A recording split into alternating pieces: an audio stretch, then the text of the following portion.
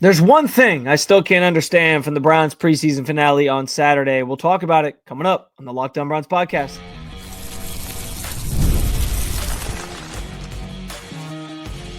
You are Locked On Browns, your daily Cleveland Browns podcast. Part of the Locked On Podcast Network, your team every day. What's up, Dog Pound? I'm Spencer German, your host of the Locked On Browns podcast, and proudly covering your Cleveland Browns each and every single day in the land and on the road. Why, oh why, did Kevin Stefanski put in Tyler Huntley for that final drive of the game? I still can't understand it. We'll talk about it. I also want to get into the Browns 53-man roster. It's starting to take shape. We've had some moves made. What were they? And I'll give you what I think the offense and defense will look like come 4 p.m. on Tuesday. Plus, could a market develop for Kenny Pickett? And the Browns seem to be in the market for a running back. What type of running back would they want? I do want to thank you for being on every day with the Locked On Browns podcast, making us your first listen every single day. Remember, you can find Cleveland Browns content with Locked On Browns every week, Monday through Friday, guaranteed, with bonus content on some weekends as well. And it's totally free to you. Just hit that subscribe button wherever it is that you get your podcasts. And of course, at the Locked On Browns YouTube channel, where you can also get involved in the show by sharing your thoughts on anything we discussed today in the comment section. This is your team, so be part of that conversation every single day. I still just don't understand why Kevin Stefanski felt he had to put Tyler Huntley in for that final drive of the game. My only thought was that it was like a courtesy thing, like almost like a thank you for being here to basically just be like a crash test dummy for us for a couple weeks in this quarterback room while we dealt with some injuries. An ode to Tyler Huntley, if you will, like, hey, give him some final snaps before we part ways here, because everybody knew he wasn't going to be kept. He was one of these players that was released by the team already on Sunday. They made 21 moves, sort of preempting the roster cutdown day. They had some more to make, obviously, which we'll get into. But that's the only thing I can think of as to why he felt he had to give Tyler Huntley these reps. It was just kind of like the right thing to do, a nice thing to do, whatever. And so he did it. But amidst all the craziness with Shedeur Sanders, and we know the narrative, I think, has reached a very tumultuous stage. It has gone completely off the rails in a lot of ways, with people saying that Kevin Stefanski was running a different offense for Shedeur and all sorts of different things that I just don't think are Kevin Stefanski being called a racist for this. I like all these things. Like, we have reached a tipping point in this conversation that I think is just disingenuous all around. And I, as I said on Saturday, I think it's okay to just accept that there's some things that Shedeur Sanders has to get better at. Was he given the perfect situation? No. And I'm fine criticizing the reps he was given in terms of, like, yeah, he's playing with the threes. And so, no, those guys aren't going to be the best, not going to be the best offensive line in front of him. And no, he's not going to have the best weapons catching passes from him. I'm okay feeling like he didn't get the best opportunities. He made the most of those opportunities despite that throughout training camp. And even in the preseason, that first outing was great. It was Shedeur Sanders' brilliance. And we all felt really excited about that. But of all the things that we can that we can criticize, of all the things that I think are being said that have gone a little too far about Kevin Stefanski and this team and whatever and how they're handling the situation, there's a lot that's wrong in what's being said. I think it's fair to say he maybe wasn't given the best opportunities, and I do think it's also fair to question why he wasn't out there for that final drive. Like, nobody needed to see anything from Tyler Huntley. We knew why he was here. At least most people knew why he was here. I know it was a joke when they signed Tyler Huntley. How many quarterbacks can you have, Cleveland? Ha, ha, ha. And that's all fun and games. I get that. But there was nothing you needed to see from Tyler Huntley. There was nothing that was going to sort of give you other than, the feel good of getting in field goal range to win the game. And maybe that was it. Maybe Kevin Stefanski just felt they wanted to see if Tyler Huntley could orchestrate a situation that sets them up for the field goal. But I would have rather seen Shedeur in that situation. He deserved an opportunity to sort of do that. We saw Gabriel in a great 2-minute drill at the end of towards the end of the second quarter to set up a field goal. I would have liked to see something similar for Shedeur, where he gets a chance to lead a drive that maybe wins you the game and puts you in a position to, set up that game-winning field goal potentially, and then potentially win it. I think it would have been, and actually I take it back. Gabriel's was obviously the touchdown pass. I forgot. But I would have liked to see that for Shedeur. He deserved that opportunity in my eyes, and wasting those reps on Tyler Huntley made no sense. So I'm not saying that the organization is beyond reproach or beyond criticism when it comes to sitting here and talking about how they've handled things and how they've done certain things with Shedeur. I think some of it's gone a little too far, as I said. The claims of Kevin Stefanski being racist and running a different offense to me. I saw like Emery Hunt on CBS had some crazy take like that, which is just bizarre to me. If you're saying those things to me, you're just a grifter and you're just trying to say something inflammatory to like get attention. I don't buy those things, but I do think there's something to be said for whether or not Shedeur got the best opportunities throughout training camp, whether or not he got the best opportunities on Saturday. I agree. He didn't do everything great, but they didn't put him in the best spot. And then on top of that, not giving him that last drive was perplexing. And I didn't talk about it enough on Saturday because admittedly, I was in the tunnel already setting up for post-game press conferences when that last drive was kind of happening. And so it kind of was on my radar, but I was kind of like, I got other things I was worrying about at the time. And as I thought about it more and more post-game and leading up to Monday's show, I was like, yeah, that is weird that he did that. Kevin Stefanski's now been asked about it 2 times. He hasn't given any explanation other than it was part of the plan to get Tyler Huntley some snaps. We wanted to get him out there, so we gave him that opportunity, and that was what we were going to do. I guess I can accept that too, but I don't want to. It's not really. It doesn't sit well with me that was just part of the plan, especially when he was asked about the plan on Thursday before the game. He basically said Tyler Huntley would play if applicable, like if there was an opportunity to give it to him, if there was room to give it to him. I think that was probably a situational thing where it was like, hey, this is a situation for us to give a young quarterback a chance to, go down and score and see what he can do. And I can't explain why they opted to give it to Tyler Huntley instead, other than, like I said, maybe it being a hat tip to Tyler Huntley for his efforts in coming in an adverse situation, playing here for a couple weeks, understanding he probably wasn't going to make the team with all the quarterbacks that are here, and treat it that way. But I don't know. I mean, maybe they're going to bring him back in the practice squad. I have no idea. But it was just a bizarre way to sort of go about that. And I still don't have a good answer as to why it happened. And for that, I think Kevin Stefanski and the Browns do deserve some criticism. But some of this other stuff has gone a little too far. Some of this other stuff, I think, has gone completely off the rails. And I think it's just important to sort of keep a level head here, keep perspective here, and understand that Shedeur Sanders is a rookie. He needs time to continue to grow, and that's okay. A lot of rookies need time. I don't think Dylan Gabriel is a perfect finished product either. We saw plenty of bad days during camp from him. So on both fronts, like, these guys just need some time, and that's okay that they need time. Like, we don't have to make it anything other than what it is. And the Browns seem at least willing to give him that time to develop. And that's that's the main thing Kevin Stefanski has emphasized throughout all this is we prioritize the development of our players. We are going to be patient with this. And I think that's what they're trying to do with Shedeur Sanders. It was just weird that they didn't give him that opportunity, especially knowing he wasn't going to play for a while on Saturday. And it is a perplexing topic, a perplexing decision that I think opens up the door for all those other things that people are throwing out there and saying about him, about the team, and about the way they're handling Shedeur Sanders. So I wish that they wouldn't have done it that way, because then none of this could even really be part of the conversation. But here we are.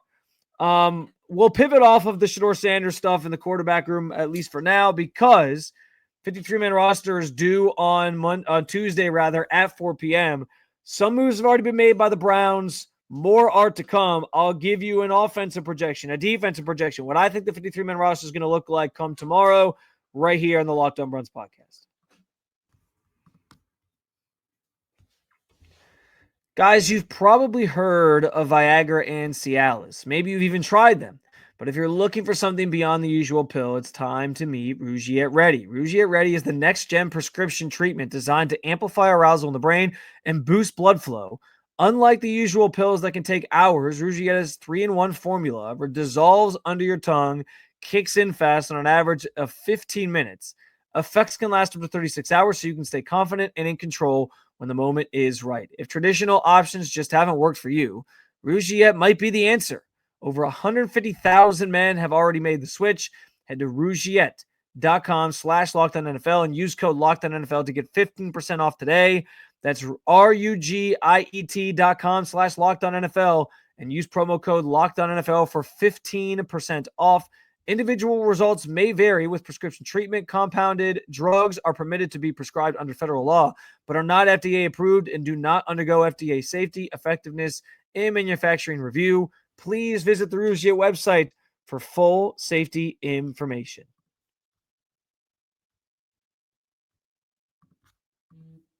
August 26th is officially FanDuel Futures Day, a brand new holiday for football fans who live for bold predictions and preseason hunches.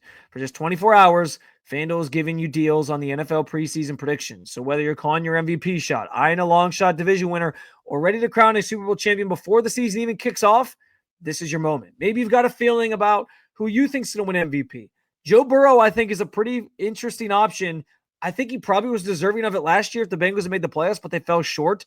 If he can get them there this year, though, with that defense, maybe it's his time. Speaking of the playoffs, is this finally the year that Buffalo gets over the hump in the AFC, or is it just the Eagles' Super Bowl to lose?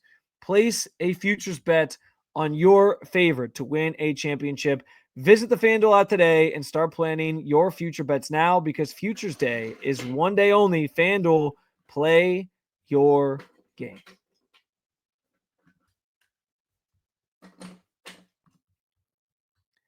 All right, so the Browns started whittling down their roster on Sunday. They made a series of moves, 21 moves to be exact.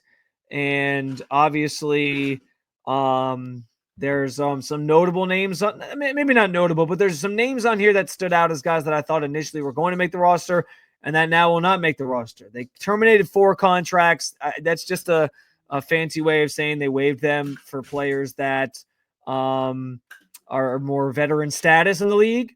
Basically, like those guys become instant free agents. If you're waived, your contract just gets up for grabs for teams to pick up, and that's kind of how it goes. And so the 4 guys they terminated contracts on, Jackson Barton, who I thought initially was going to make the team.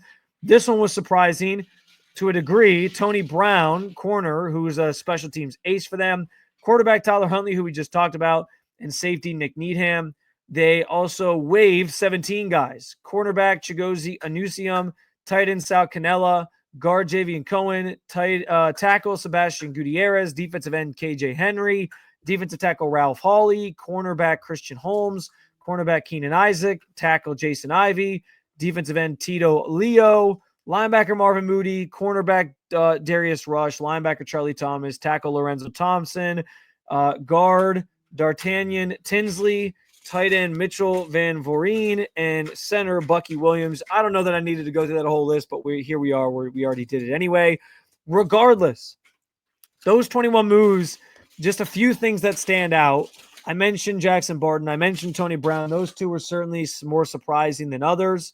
I also thought, though, the fact that a lot of offensive linemen were passed on or given up or waived here was interesting because in total – you have 6 offensive linemen that the team was willing to part, or sorry, 7 offensive linemen that the team was willing to part ways with in this first kind of wave.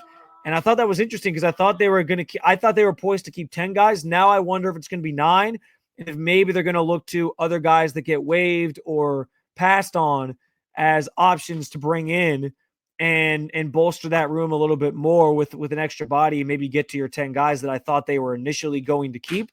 So we'll see.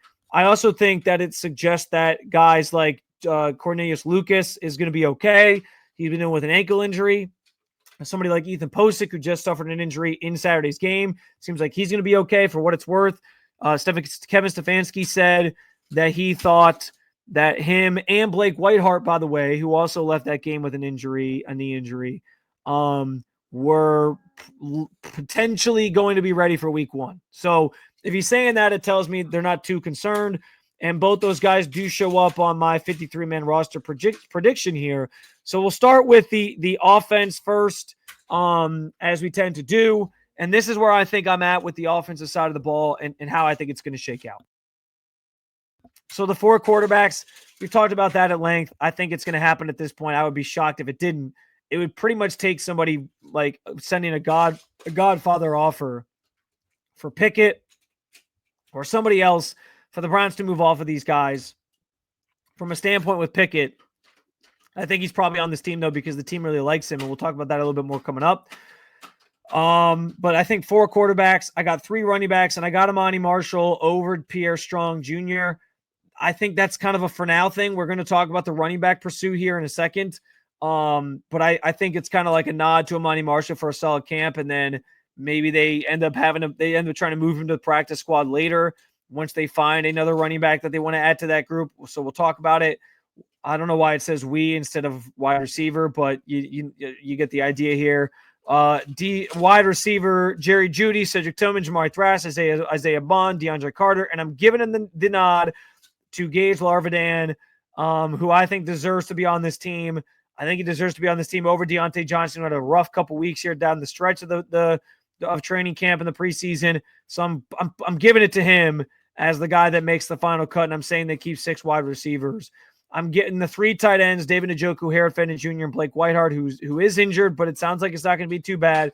And then offensive line, I'm going Joel Bitonio, Wyatt Teller, Jack Conklin, Ethan Posick, DeJuan Jones, Cornelius Lucas, Tevin Jenkins, Luke Whippler, Zach Zinter. The only difference here is that I had Jackson Barton making this team initially, and I took him off the list because he was waived. So I only have 9 offensive linemen. I think that opens up a possibility of adding somebody that gets waived by another team, and we'll see if the Browns actually do that. But that's where I'm at with this. If you count it all up, you should be at 25 players here. So 25 on offense, which leaves 25 on defense, plus our specialists, which we'll talk about here in just a second. But on the defensive side, the way I have things shaking out basically is going to be, as you see here, Myles Garrett, Alex Wright, Isaiah McGuire, Joe Tryon, Shoyinka, and Cameron Thomas make the team as your defensive ends. I'm keeping 5 defensive tackles for now because we know Aiden Huntington made the team. And it's Malik Collins, Mason Graham, Shelby Harris, Sam Kamara around him. I think that could be a temporary thing. Once you need to add some guys to this roster, maybe another lineman, for example, I could see them maybe moving on from Sam Kamara as the guy that maybe gets the short end of the stick there. But for now, I have 5. I have 5 linebackers: Carson Swessinger, Mahmoud Diabate, Devin Bush, Jerome Baker, Winston Reed, who is dealing with an injury right now. So is Diabate.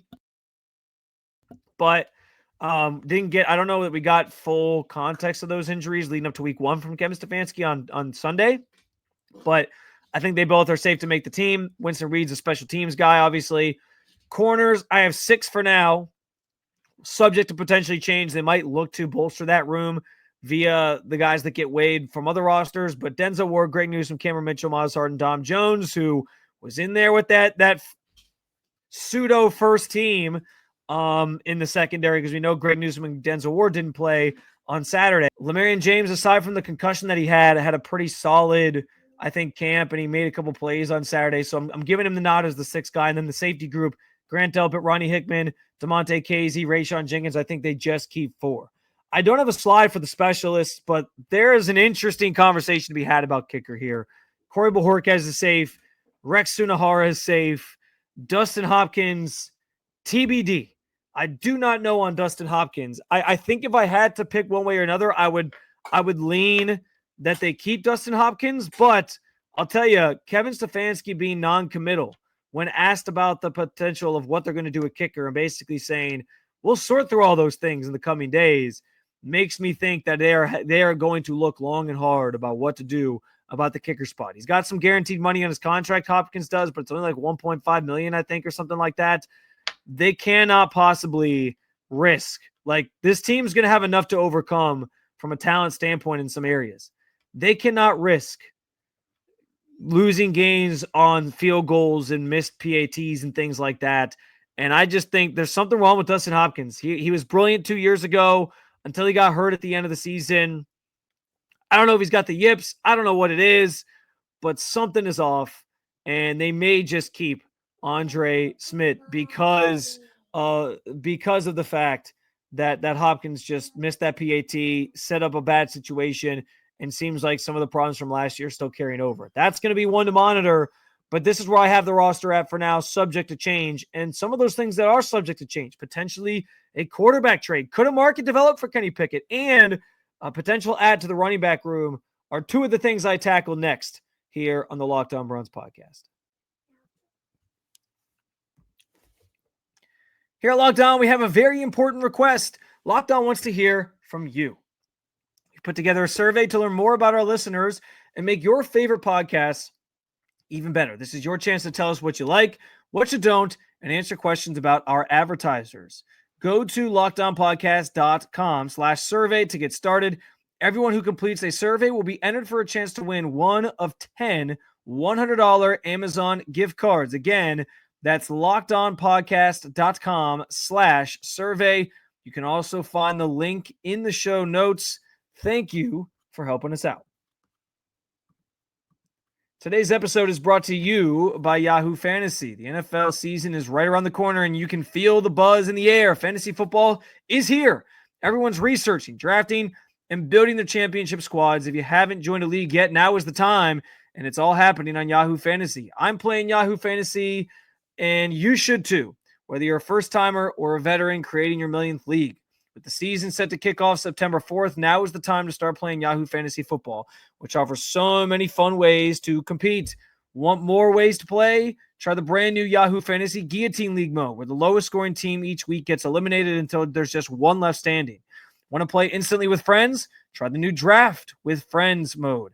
Prefer the classics? Well, you can get your crew together, go make a head-to-head private league. No crew, no problem. Join a public league, the easiest way to play. The NFL season kicks off on September 4th, so don't wait. Start your league now. Draft now at yahoofantasy.com/lockedonnfl. That's yahoofantasy.com/lockedonnfl. All right, so as we talk about the 53-man roster, as we talk about what it's going to look like, and as we talk about this quarterback room that is going to feature 4 quarterbacks in my estimation, I have wondered out loud here a little bit if a market could develop potentially for somebody like Kenny Pickett to be a trade asset for the Browns. And I say this with the news over the weekend that the Vikings were looking to add a quarterback. They ended up doing so by signing Carson Wentz. So that one sort of resolved itself, but that popped up on my radar first. And I was like, oh, okay, they want a quarterback. Maybe a lightly used Kenny Pickett would be of interest to them. And then I saw that the Raiders lost Aiden O'Connell, who's going to be their primary backup to Geno Smith for a stretch of the season here because he fractured his wrist. I think the timeline was like 6 to 8 weeks or so. And so because of that, I thought the exact same thing sort of ran through my head. Well, hey, maybe they would be interested in trading for Kenny Pickett. I don't know if that's true. I think at this point, most teams are pretty set in their situations without any major injuries that we sometimes get. Now that could change. And I think that's another reason why the Browns feel inclined to hang on to Kenny Pickett, because they know mid-season, maybe Pickett becomes a better option for somebody, right? Like, well, hey, we need a quarterback. We'll give you a 5th rounder and just give you a 5th rounder back like you gave us, like you traded for him, and you'll sort of replenish that pick. So there's some interesting ways that this could kind of go, some interesting ways that this could kind of play out. But I do wonder if a market could sort of emerge here and show itself for somebody like Pickett, if a team gets desperate and they're like, hey, we really need a backup quarterback. And if the Raiders are maybe an option, like I said, I thought the Vikings would be a bigger option, but now that's resolved because they got Carson Wentz. But maybe with cut down day, we see some other teams get into the mix here with having a need for a quarterback or a backup quarterback at least. The problem here with the Browns, though, with Pickett is that they wanted him to start from the beginning. That was their plan A. And when he suffered this nagging hamstring injury that's now leading into the regular season, it would seem, they pivoted to plan B, which was Joe Flacco, who they signed in May? Like it was very late on, or I guess all April. It was very late in the process that they signed Joe Flacco. And so he was kind of their safety net, and they needed to deploy the safety net once Kenny Pickett suffered this hamstring injury. But like I said, because of how desperately they want to see him, my initial projection of how long Flacco gets, I said 6 games to start. And if it goes well, he keeps it. If it doesn't, they pivot. It might actually be shorter just because I think this team wants to see Kenny Pickett play that much. I would be stunned if they moved off of him without giving him a shot to play first. I think that's going to happen. It's just a matter of when. And that could come sooner rather than later if Joe Flacco struggles and the offense is bad and the team is losing, or it could be prolonged a little bit. And then that would just prolong when you see these rookies, which is part of my problem with this quarterback timeline in general. But I do think that this team wants to see Kenny Pickett before they just move off of him completely. And so that's going to be an interesting thing to monitor. But maybe, just maybe, a market sort of develops here. Maybe the Raiders get desperate. We'll see. It feels likely, though, that the outcome here is going to be that the Browns are riding into the regular season with all 4 of these quarterbacks on the active roster, and that they plan on going to Kenny Pickett at some point before they go to these rookies and try to give him a shot at playing here. So now conversely, while that's the market out there in the rest of the NFL that could lead to the Browns maybe trying to trade one of their quarterbacks, the Browns seem to be in the market for a position, a different position, and that is running back. There was reports that emerged last week that the Browns were making calls on running backs and trying to sort of add to that room. I think there needs to be some clarity, though, on like what this potentially looks like, because I don't think this my read on this situation isn't that it's them being like, well, Quinshon Judkins isn't here, so we got to go get like a top flight back, like a Breece Hall. I've seen some of the names that have been thrown out there. I don't think that's the idea here. I don't think the idea is that they want to go get like a top of the line guy, because I think they believe in their heart of hearts at some point. Like, I know he's not here right now, Quinshon. I know he probably won't be here for at least the near future, because they don't have a contract worked out with him. And even when he does come back, he's going to need some time to just kind of get up to speed, get acclimated, get in full football shape, all those different things. So I think they still envision at some point he's going to be part of this team, especially with the charges being dropped. They want the NFL investigation to play itself out, it seems. And then they'll figure out the contract logistics and details, if he gets suspended or not, whatever. So I think it's just kind of a wait and see thing here. It's just a matter of how long they're going to be waiting. So that's the big thing, I think, with Quinshon right now. But I think because of their stance on that, and that they don't feel like they need that franchise back, I think they aren't necessarily looking for them in the market for that type of player. My feeling is that they're just trying to bolster this room with somebody that's a little bit different from the guys that they have. And so for me, that seems like it would be sort of that power / goal line back.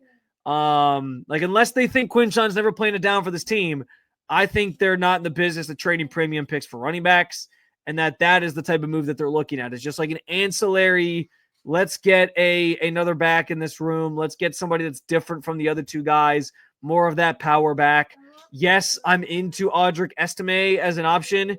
The guy who's right now like buried in the Broncos depth chart. He could be released by the time this airs. I have no idea. If he gets released, I think the Browns should absolutely jump at trying to add him. Plus, there's a Tommy Reese connection for you, which we love making all these Tommy Reese connections lately. So it's a perfect ad because he probably won't cost you much and money-wise, other than money, and it's not going to take any picks to acquire him. I just don't think the Browns should be in the business of trading for picks for like premium running backs. Really trading picks for any sort of running back at this point. You can find that last guy that you need in this room to sort of complement the other 2 guys if you just kind of scour the waiver wire once these moves all kind of come down, officially going into Tuesday at 4 p.m. But it does seem like that's something that they could do. I mentioned that on my 53-man roster projection that I think Amani Marshall makes the cut initially, and then maybe he goes to they try to get him to the practice squad after adding that goal line power guy to the room if they can find one, and we'll see where they kind of go from there. But I don't think this is some like, well, hey, go get Breece Hall or go get this guy or go get XYZ. I think it's just adding sort of another body in the room that's a little more proven and seeing if they can sort of ride it out with those guys while they wait for the Quinshon Judkins situation to play out with the NFL. Another episode down with you, Dog Pound. Thank you for joining me as always to talk about your favorite football team. Make sure you hit that subscribe button.